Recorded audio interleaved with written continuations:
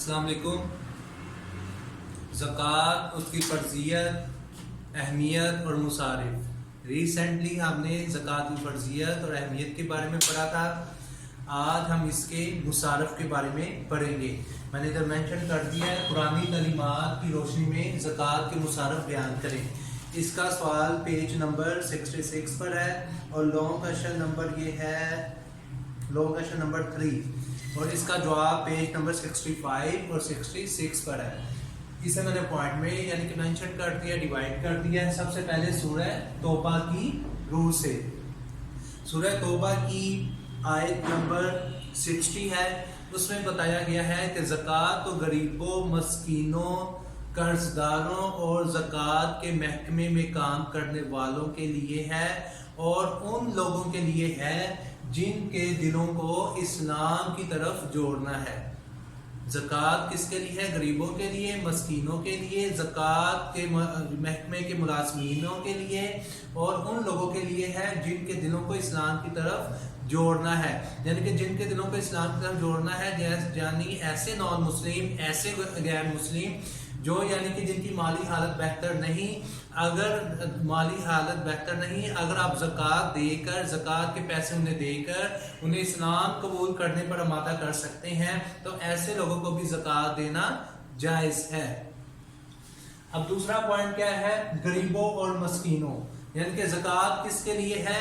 غریبوں کے لیے اور مسکینوں کے لیے۔ ٹھیک ہے، جو غریب ہے، فقراء ہیں، اس میں بہت سی ٹائپ شروع ہو جاتی ہیں۔ اور کون سے؟ مسکینوں کے لیے، جو وہ کما نہیں سکتے، یعنی کہ جس کے ماں باپ زندہ نہیں، ان کے لیے زکوٰۃ، ان پر زکوٰۃ کیا ہے؟ فرض ہے، ان کو زکوٰۃ دینی چاہیے۔ اب تیسرا پوائنٹ کیا لکھا ہوا ہے؟ گردن چھڑانے میں، یعنی کہ گردن چھڑانے کے لیے، کسی کو آزاد کرانے کے لیے، گردن چھڑانے کے لیے، کسی کو آزاد کرانے کے لیے، یعنی کہ فار ایگزامپل کسی کو اگر یعنی کہ کسی غریب کو یعنی کہ کسی بھی شخص کو آپ نے کسی کے بیٹے کو، بہن کو، بھائی کو، ٹھیک ہے، کسی بھی یعنی کہ کوئی بھی ٹائپ کے یعنی کہ انسان کو آپ نے اگر اغوا کر لیا ہے، اگر اس کے پاس اس کا یعنی کہ پیسے مانگ رہے ہیں چھڑانے میں، تو آپ زکوٰۃ کے پیسے دے کر یعنی کہ اس کو یعنی کہ اس غلام کو آزاد کروا سکتے ہیں۔ اس کی ایگزامپل ایک یہ بھی ہے، اگر کوئی غلام ہے کسی کے پاس یعنی کہ اس پر اس کا مالک جو ہے ظلم و ستم کرتا ہے اور اس کو کھانے کے لیے بھی نہیں دیتا، تنخواہ بھی کم دیتا ہے، تو زکوٰۃ کے پیسے کے ذریعے آپ اس غلام کو خرید کر اسے آزاد کرا سکتے ہیں۔ یہ بھی زکوٰۃ کی ایک قسم ہے۔ آگے پوائنٹ نمبر 4 کیا ہے؟ توان بڑھے، یعنی کہ توان بڑھنے میں قرض دار، ایسے لوگ جو یعنی کہ کسی مجبوری کی صورت میں قرض لے بیٹھتے ہیں اور اس مدت کے اندر، قرض کی مدت کی واپسی کے اندر وہ اپنا قرض کی جو رقم ہے وہ واپس نہیں کر سکتے، ایسے لوگوں کی بھی یعنی کہ زکوٰۃ دے کر مدد کی جا سکتی ہے۔ آگے پوائنٹ نمبر 5 کیا ہے؟ حکمت والا۔ کیوں؟ یہ میں نے زکوٰۃ کے آپ کو یعنی کہ جو ٹائپس ہیں، جو قسمیں ہیں، جو چند قسمیں ہیں اس کے بارے میں بتا دیا ہے۔ اب اس کے بعد اللہ نے یعنی کہ اس میں بتایا ہے سورہ توبہ میں، بے شک خدا جاننے والا اور حکمت والا ہے۔ ان سب چیزوں کو بتا دیا، کن چیزوں کو؟ سب سے پہلے غریب اور مسکینوں کے لیے، پھر جن کے دلوں کو اسلام سے جوڑنا ہے ان کے لیے، پھر گردن چھڑانے کے لیے، توان بڑھنے کے لیے، پھر اللہ نے اینڈ پہ کیا کہا ہے؟ بے شک خدا جاننے والا اور حکمت والا ہے۔ اب اس کا پوائنٹ نمبر 6 کیا ہے؟ مصارف زکوٰۃ۔ پوائنٹ نمبر 6 کیا ہے؟ مصارف زکوٰۃ۔ کتنے مصارف زکوٰۃ؟ 8 ہیں۔ سب سے پہلے فقراء یعنی کہ فقیر جو مانگنے والے ہیں ان کے لیے، ان کو دی جائے۔ مساکین جن کے ماں باپ زندہ نہیں ہیں ان کو زکوٰۃ دی جائے۔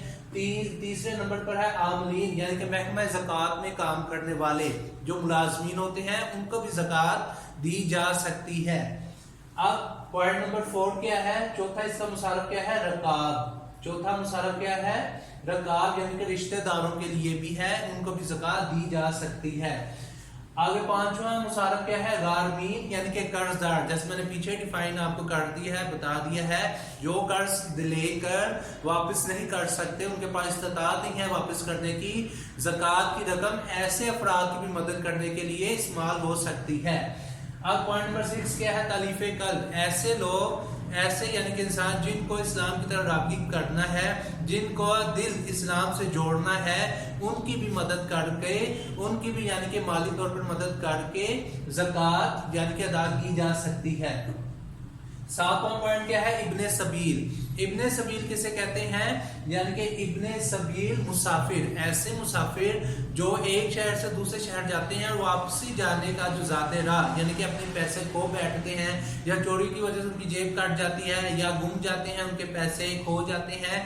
तो ऐसे जो मुसाफिर हैं वापस जाने के लिए, हालांकि वो जितने भी अमीर हों, हालांकि उन पर ज़कात फर्ज भी ना हो, लेकिन ऐसे मुसाफिरों को भी ज़कात दी जा सकती है ताकि वो अपने घर जा सके, उस पर भी ज़कात लाजिम है, यानी कि मदद की जा सकती है।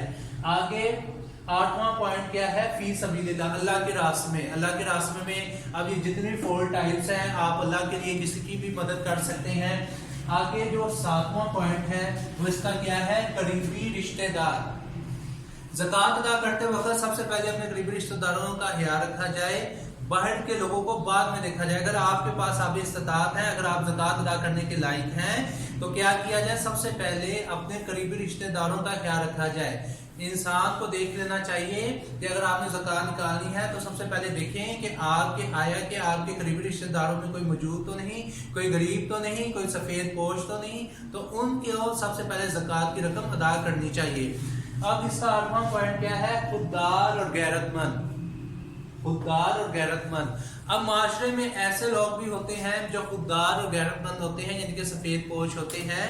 इस तरह लिखा हुआ है, जो लोग खुद बढ़कर ज़कात, खुद बढ़कर सवाल नहीं करते, खुद बढ़कर यानी कि वो गुजारिश नहीं करते, हाथ नहीं फैलाते, यानी कि हालांकि उनकी जरूरत होती है, जरूरत होने के बावजूद वो किसी के सामने यानी कि इजहार नहीं करते, ऐसे लोग खुददार और गैरतमंद होते हैं। ऐसे लोगों को ढूंढ कर, तलाश करके ज़कात व सदकात देने चाहिए, क्योंकि सबसे ज्यादा स्वाब ऐसे लोगों का है। वैसे भी आपको पता है कि नेकी कर दरिया में डाल, ये कहावतें मशहूर हैं। नेकी इस तरह की जाए कि दाएं हाथ से दे और बाएं हाथ को पता ही ना चले, यानी कि एक हाथ से दे दूसरे हाथ को पता भी ना चले। लेकिन आजकल हमारे माशरे में अगर 10 रुपए की भी, 100 की भी आपने मदद करनी है तो भी दिखावे की होती है, सबको दिखा के। अगर मस्जिद में चंदा डाला जाए, ठीक है, चंदे के मस्जिद की खिदमत के लिए कहा जाए, तो सब दिखा के किया जाए, दिखावा, दुनिया है ही दिखावे की। लेकिन जो इस्लाम है, जो शरीयत इस्लामी ने हमें जो तरीका बताया है, उसके मुताबिक हमें हर काम इस्लामी लिहाज से हर असूल को अपनाना चाहिए और ऐसे मदद करनी चाहिए कि किसी की दिल आजारी भी ना हो, और ऐसे मदद करनी चाहिए कि एक हाथ से दें दूसरे हाथ को पता भी ना चले। ज़कात की फर्जियत, अहमियत, मुसारफ, आज हमने लॉन्ग क्वेश्चन नंबर 3 के बारे में पढ़ा है। ज़कात मुसारफ बयान करें या हमें याद करने से लिखना है। शुक्रिया।